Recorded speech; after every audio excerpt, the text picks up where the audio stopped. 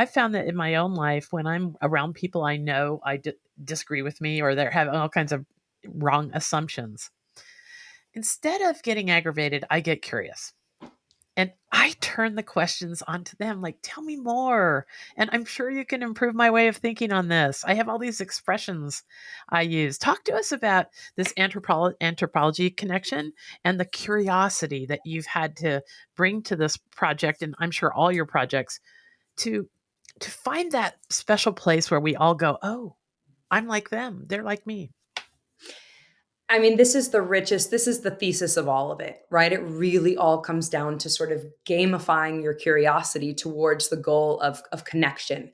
Because I think so much, I mean, I know it's beyond thinking. I know the most important thing for me is rent genuine connection. I have a husband who speaks English as a second language, and so we're constantly going, okay, what does that word mean to you when you're using that word, so that we can ensure that we're actually dialoguing and having that sort of connection.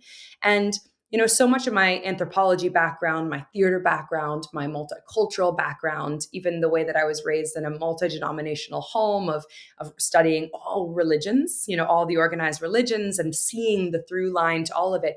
I know that we have connective tissue back to each other. And so for me, the power of language is the greatest amplifier into each other's different personal paradigms. And what I mean by that is my goal always, first, more than anything, is genuine communication and connection.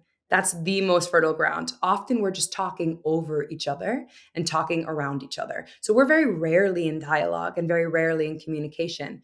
But the more time that I spend with a human being with that goal in mind, the goal of genuine connection, I am almost always able to find that part of them that I know. It comes into also just respecting another person's experience and humanity and assuming that how could it possibly have the exact same lived experience than me, right? That's part of our beauty of our country, right? I'll take our country even as just the container for this. We all live in completely different lived everyday experiences that are going to have some small shifts and nuances in the way that we see and observe the world. And if I can come in there and acknowledge the legitimacy and the validity of someone else's lived experience while still guiding us towards this shared goal of collaboration, connection, communication, even, it's getting curious and remembering to gamify this, right? This can be fun.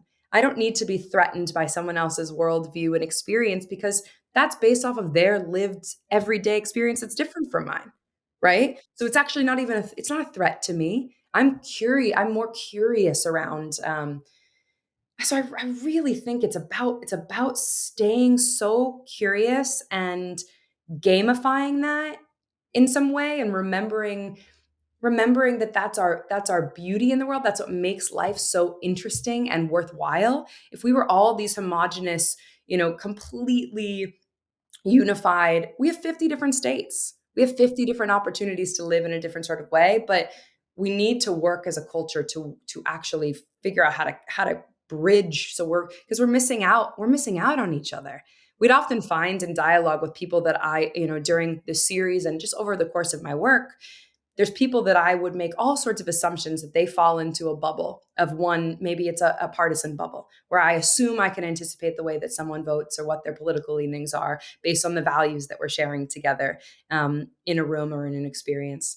And the amount of times I have been wrong about that, the amount of times that I have assumed one thing and been sort of shocked at the discovery. It's just, you're just remembering we are so much more nuanced than any of these stories or try these, when I'm saying these stories, I'm meaning some of these more negatively tilted news stories about each other, right?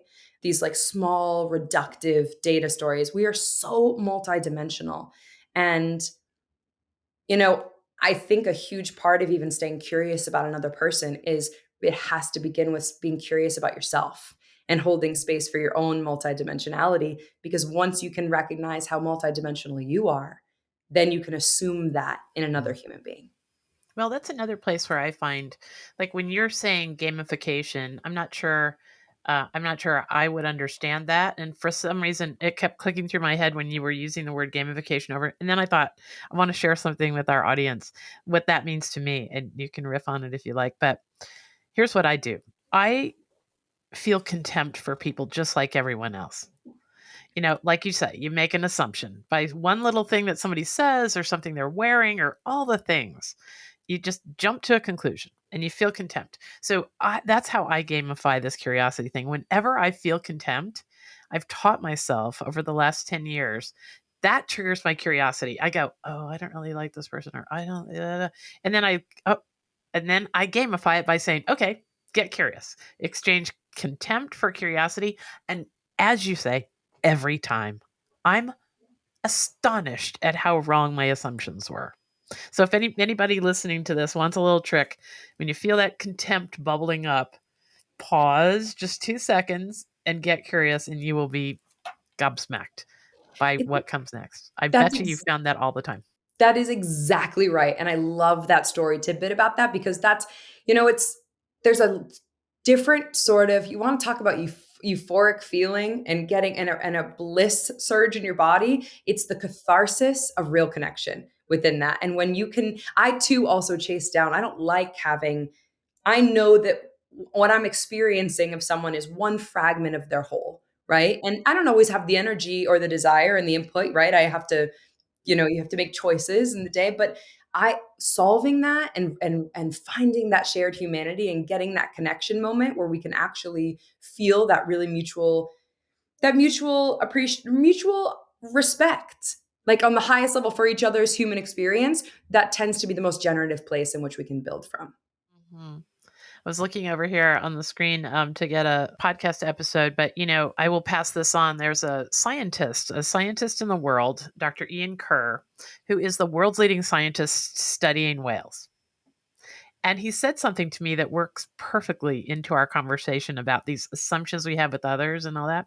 So he has a video that has 26 million views about a kind of a kind of technology he's invented to study whales called the Snotbot. It's essentially a drone that flies over the whale. Now their boat can be 400 yards away, so they're not doing the old way of studying whales. The boats had to be right on top of them, but now they can fly this drone, and when the whale blows, all the snot goes up and falls on petri dishes that are on this drone. So I'll encourage people to listen to that episode. So he says, Linda, you know how much we know about whales? And I said, well, I don't know really. And he goes, well, if you just saw me in my kitchen when I'm making a cup of coffee, would you think you knew Ian Kerr? Would you just write everything about him? If that's the only moment of my day you saw was the 2 minutes when I'm making coffee in my kitchen? But that's the way we are about whales. We only see only thing we know about them is that moment when they break the top of the water and roll over. That's really all we know about them. And when he said that, of course I wouldn't think I knew anything about Ian Kerr if I just saw a little video of him making coffee in the morning. You wouldn't know anything. But that's what we're doing to everyone around us out in the world. When we say the words a little small Tennessee Appalachian town, just saying those words brings up all kinds of cultural biases and all kinds of things that are incredibly wrong. You must have walked into town after town after town with your bag on your virtual bag on your back of cultural things that you thought you knew, and then it just got blasted all Oh, day long. the humility, I mean, the absolute humility and just being slammed. Exactly. Getting blasted all day long is a perfect descriptor of it because, well, it just, by, episode 7 of really having been in the arena of just getting my butt kicked for by all these assumptions is you just realize how, like, the power of your intentionality of real curiosity gives so much back to you. You are the one who benefits from that at the end of the day. You are the one who is uplifted, and it spreads to everything that you do, right? Because, not that this goes with thing, but loving people live in a loving world. And if I can train my mind to start to look for things that feel interesting, curious, if I can assume that this person is going to have curiosity back about me, and someone, it's going to inspire that to be true. That's the power of intention of coming into some of these places where you just have to come in with so much assumption that you don't know anything, and that's the most fertile, beautiful ground to start to build, to actually be able to listen and hear and build a reality that's much more reflective of reality.